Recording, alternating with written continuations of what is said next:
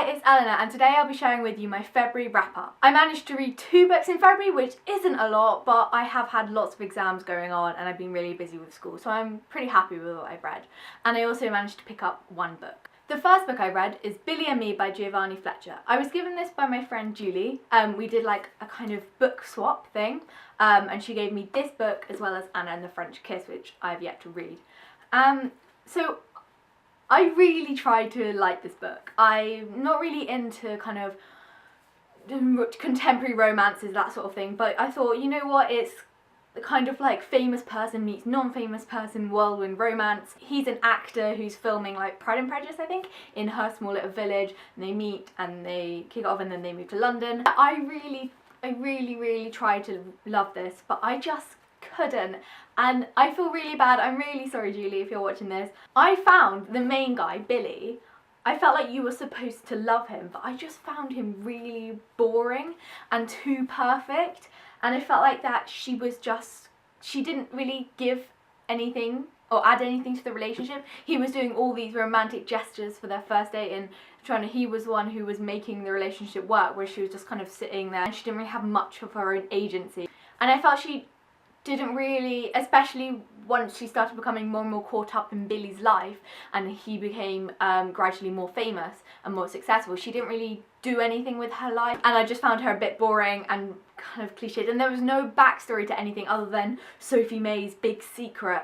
Other than that, there wasn't really backstory or like fleshing out of the character. The only character I really liked was Molly, the woman who runs a shop in which Sophie works in the beginning of the book. But still, she was very stereotypical. She was an old woman calling everyone duck and lovey and all these sorts of things, and there wasn't any one character which I really strongly liked and was interested in. I just wasn't interested in their lives to want to be really invested in this book. The only thing which kind of saved it for me was the ending, where Sophie's character develops a little bit and she starts to have more agency in her life and have more ambition, which I felt was really lacking throughout the rest of the book. So overall, I gave it 2 stars, and I'm really sorry, Julie. Maybe I'll enjoy Anna and the French Kiss a lot more than I did this one, but thank you for giving it to me. The next book I read is The Unexpected Heritance of Inspector Chopra by Wasim Khan. So this is a detective murder mystery sort of book. Basically, this policeman, he's Indian, he lives in Mumbai, he's retired, but the day before he retires, or the day he retires, there's a murder which happens and he just can't let it go, and he takes it upon himself to solve this mystery.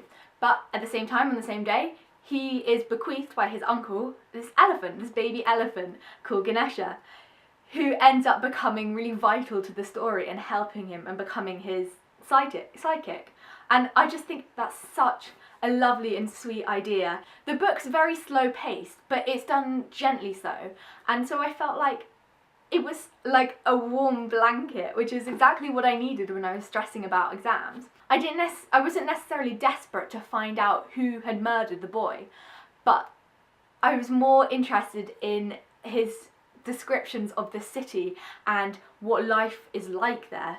So the descriptions in the book are very, very simple but very poignant and evocative, and just he uses the perfect words in the right order to create this wonderful image of Mumbai. There were at times, especially towards the end, when the pace started to pick up as we moved closer and closer towards the climax of the book, and I really enjoyed these, and I think the pace worked really nicely with it being quite gentle in some parts but quite fast in others. Like I said, it was a really enjoyable and just gentle read, which was exactly what I needed and loved because of it.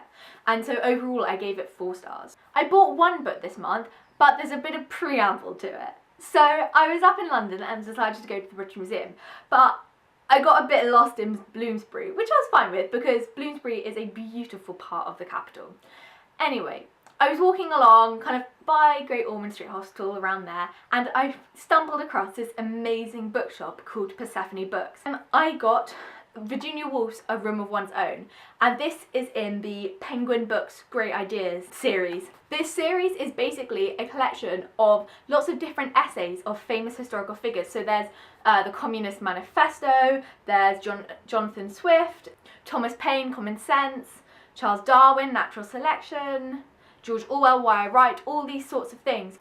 I love Virginia Woolf's work. I recently read Mrs. Dalloway, which I fell in love with and has become one of my favourite books, and I've wanted to read her essay A Room of One's Own for ages now, and so just seeing it was like fate. This is an essay based on 2 papers written in 1928, which are kind of condensed down and merged into one essay. It's a feminist essay, and I just think it's going to be so interesting to see her view on feminism in the 1920s, because she's such a strong feminist figure, especially for me. I'm hoping to read some more Virginia Woolf soon, so I'm really glad I've added this to my collection. So those were the books which I read in February, and also the one book which I bought. I hope you enjoyed, and I will see you soon. Goodbye.